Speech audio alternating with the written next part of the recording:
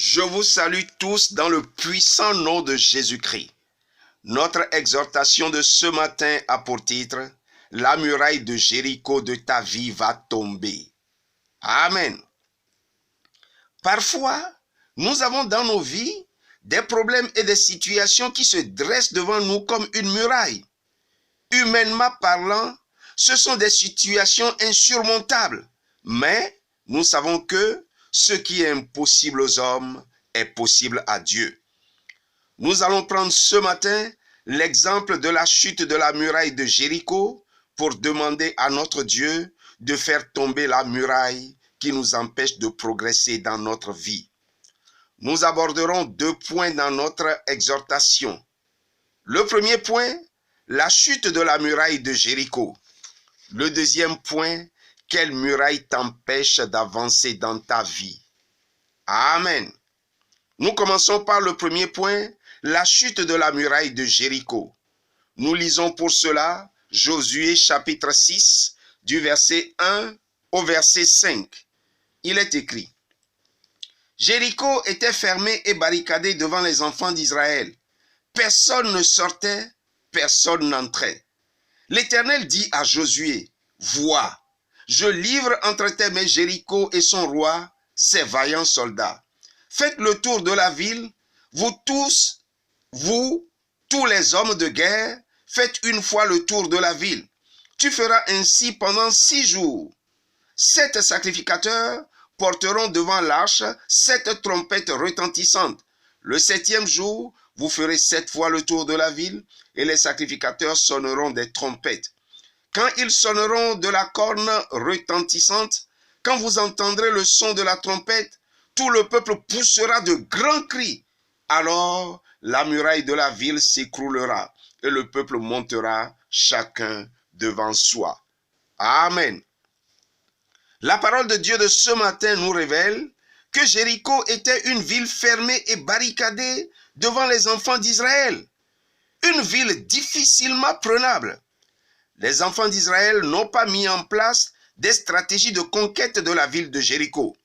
Remarquons que c'est Dieu qui leur a dit, par Josué, la stratégie à adopter pour la chute de la muraille et la prise de la ville.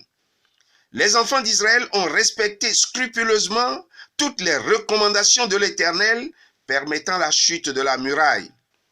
En faisant ainsi, ce combat a changé de dimension. Il est devenu le combat de Dieu. Ce ne sont pas les trompettes des sacrificateurs ou les cris du peuple qui ont provoqué la chute de la muraille de Jéricho.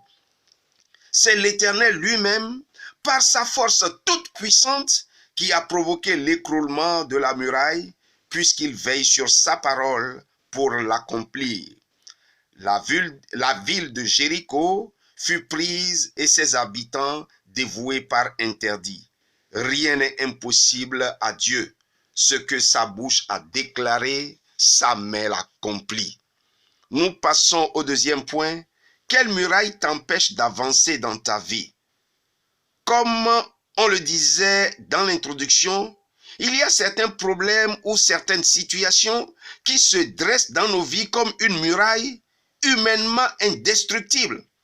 En tant qu'enfants de Dieu, nous avons des droits et des privilèges. Et aussi, Dieu nous a fait de grandes promesses de délivrance et de protection.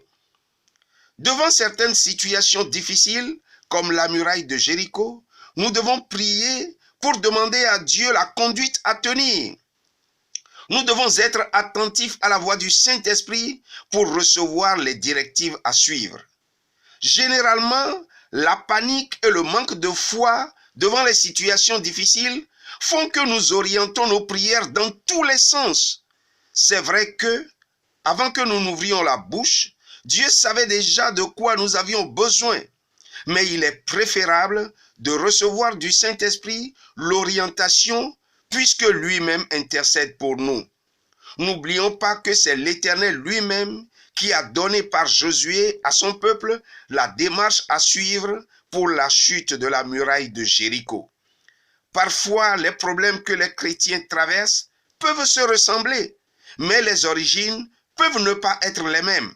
Le Saint-Esprit peut conduire certains dans la repentance, d'autres dans la réconciliation avec les proches, d'autres encore dans une restitution de ce qui est à autrui ou dans une vie de sanctification véritable pour faire écrouler la muraille qui les empêche d'avancer. Soyons donc attentifs à la voix du Saint-Esprit pour obéir et nos murailles s'écrouleront certainement. Amen. Nous allons prier. Seigneur, toi qui connais nos vies, tu sais les obstacles qui se dressent devant nous comme des murailles ou des montagnes. Nous savons que ta volonté, c'est de nous en délivrer. Aide-nous à obéir à la voix du Saint-Esprit pour que ton nom soit glorifié dans nos vies. Merci de nous exaucer au nom de Jésus-Christ. Amen.